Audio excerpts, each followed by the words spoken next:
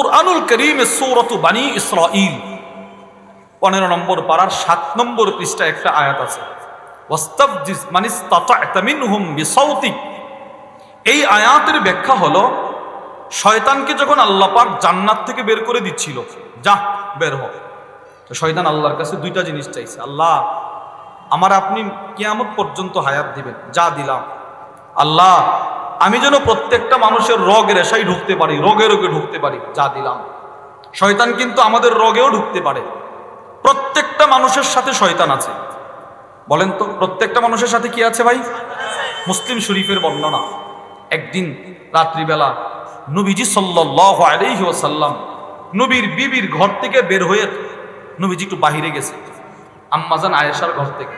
আম্মাজান আয়েশা বলেন, ফাগির তো আলাই, আমার খুব রাগ হচ্ছে, কিরে নবীজি আজকে আমার ঘর, আমার পালা বন্টন, নবীজি আমার ঘর থেকে কোথায় গেল? একটু রাগ নিয়ে বসা। একটু পরে নবীজি আবার ঘরে আসছে। নবীজি বলে, কি আয়েশা মনটা খারাপ? জি ইয়া রাসূলুল্লাহ। কেন খারাপ? আপনার মতো স্বামী আমার ঘর থেকে চলে গেছেন, স্বাভাবিকই তো মন খারাপ হবে। নবীজি বলে, ও বুঝছি, আওয়াকাদ জাআকি শাইতানুকি, তোমার শয়তান বোধহয় তোমার কাছে চলে আসছে।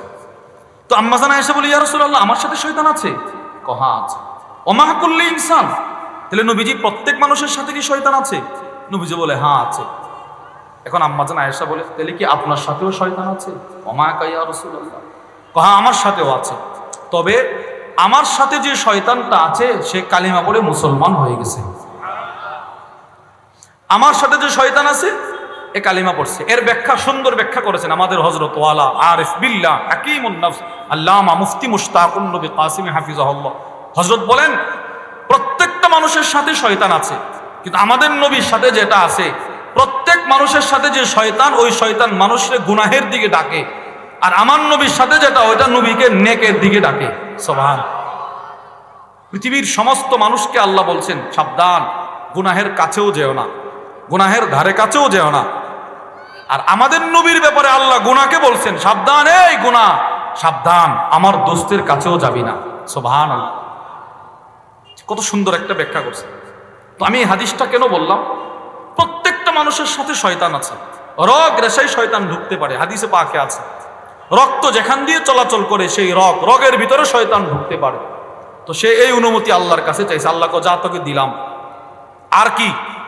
আমি আপনার এক তো কিয়ামত পর্যন্ত হায়াত, 2 নাম্বার আমি এদেরকে পথভ্রষ্ট করব, এই ক্ষমতাটা আমারে দেন।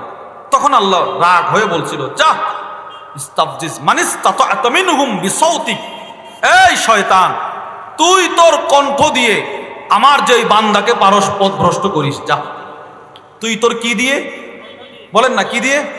সৌতুন মানে আওয়াজ, কণ্ঠ, শব্দ। তুই তোর শব্দ কণ্ঠ দিয়ে আমার যেই বান্দাকে পারস পথভ্রষ্ট করিস। এখন আসেন, আল্লাহ কিন্তু শয়তানকে বলছে তুই তোর কণ্ঠ দিয়ে। এখানে কণ্ঠ দ্বারা কি উদ্দেশ্য?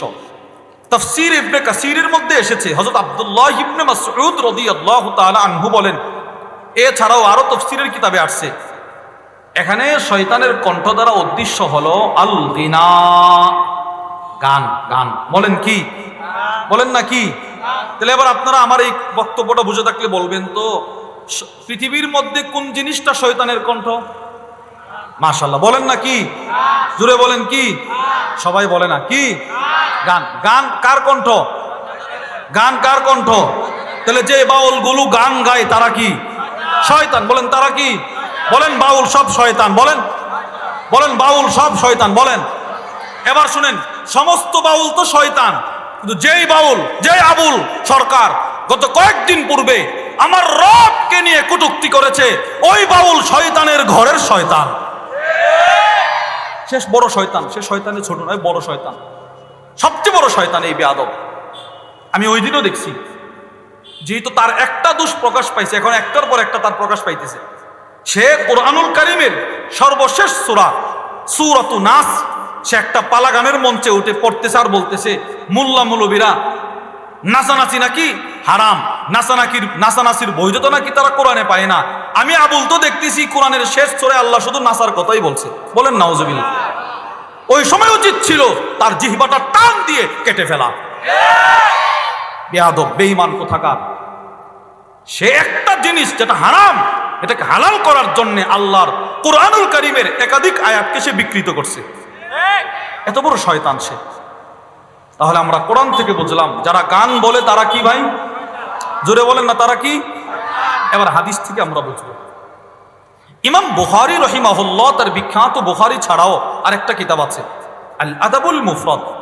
ওই কিতাবের মধ্যে লেখেন হযরত আম্মাজান আয়েশা আস-সিদ্দিকা রাদিয়াল্লাহু তাআলা আনহা থেকে বর্ণিত, তিনি বলেন আমি একদিন আমার ঘর থেকে আমার ভাতিজির ঘর ওখানে যাব, এক ঘর থেকে আরেক ঘরে যাচ্ছি।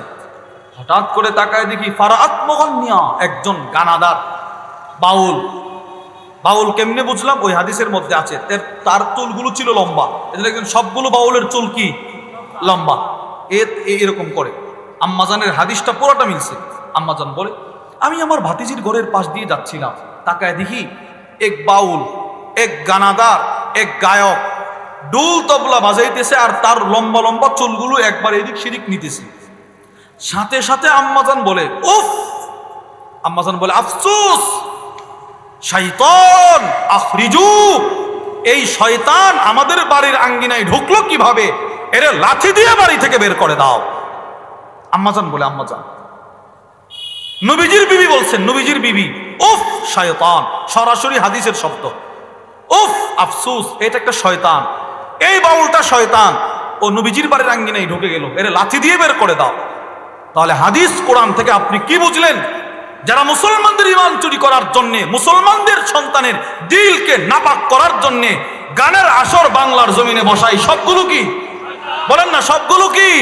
আমাদের স্পষ্ট বক্তব্য, এই বাংলার জমিন হাজার হাজার লক্ষ লক্ষ মাদ্রাসার মসজিদ দিয়ে সাজানো, যেখানে মাদ্রাসা মসজিদ ওখানে কোনো যাত্রার পারামঞ্চ হতে দেওয়া হবে না, আমরা দিতে পারবো না। একদিকে কোরআন পড়া হবে, আরেকদিকে গান হবে, না, হবে না। এই আজকে এত ভূমিকম্প কেন? এই বাউলদের কারণে। আজকে এত ভূমিকম্প কেন? এই বাউলদের কারণে, এই গানাদারদের কারণে। এটা আমার কথা না ভাই, তিরমিজির বর্ণনা। নবীজি সাল্লাল্লাহু আলাইহি ওয়াসাল্লাম একদিন বলেন ফি হাদিহিল উম্মাহ, এই উম্মতের মধ্যে ভূমিদোষ হবে, ভূমিদোষ, ভূমিকম্প, মানুষের চেহারা বিকৃত হবে, পাথরের বৃষ্টি বর্ষণ হবে। হযরত ইমরান ইবনে হুসাইন রাদিয়াল্লাহু তাআলা আনহু বলেন, এক সাহাবী দাঁড়ায় বলতে লাগলো, ইয়া রাসূলুল্লাহ, মাথা কখন হবে? এই আযাবগুলো কখন আসবে? নবীজি বলে, ইদা যাহারাতিল কায়নাত, যখন গায়কদের সংখ্যা বৃদ্ধি পাবে, যখন গানাদারদের সংখ্যা বৃদ্ধি পাবে, জায়গায় জায়গায় গান হবে, গান, ফ্লোরে ফ্লোরে গান, ঘরে ঘরে গান, পাড়ায় পাড়ায় গান যখন হবে, তখন ওই মানুষগুলো যেন আযাবের অপেক্ষা করে। প্রথম যে আযাবটা আসবে ভূমিকম্প। বাংলাদেশের ইতিহাসে এক সপ্তাহে ৩-৪ বার ভূমিকম্প কখনো হয় না, এখন হয়েছে। কেন? এই বাউলগুলোর কারণে, শুধু এই বাউলগুলোর কারণে। এরা এদের সীমা অতিক্রম করে ফেলছে। এই বাউলগুলোর পক্ষে যারা সমর্থন করবে, এদের মুক্তি যারা চাইবে, এদের পক্ষে যারা রাস্তায় নামবে, এরাও শয়তান। বলেন, এরাও কি শয়তান? স্পষ্ট কথা, এরাও শয়তান। এখন আমি যে এদেরকে শয়তান বললাম, এটা কি আমার কথা না কোরআনের কথা? হাদিসের কথা। এখন কেউ যদি দূর থেকে বলে, কি রে হুজুর না একটু আগে বললো মানুষের দোষ প্রকাশ করা যাবে না, তো বুঝে গেল ওই বেচারা আলোচনা বুঝে নাই। বলেন তো, সব মানুষের দোষ প্রকাশ করা যাবে না? সব মানুষের দোষ গোপন রাখা, এটা ইসলামের শিক্ষা। তবে দুই দল মানুষের দোষ প্রকাশ করা কি? সবাই বলেন কি? সবাই বলেন কি? ফরজ। ১ নাম্বার, যারা মানুষের ঈমান চুরি করতে চায়, মুসলমানদের লেবাস পরিধান করে, এদের দোষগুলো প্রকাশ করা ফরজ। ২ নাম্বার, যারা গুনাহকে গুনাহই মনে করে না, গুনাহকে গুনাহই মনে করে না, এদের দোষগুলো প্রকাশ করা ফরজ। সামাজিকভাবে এদেরকে বয়কট করা, এদেরকে শাস্তি করা, বিচার করা।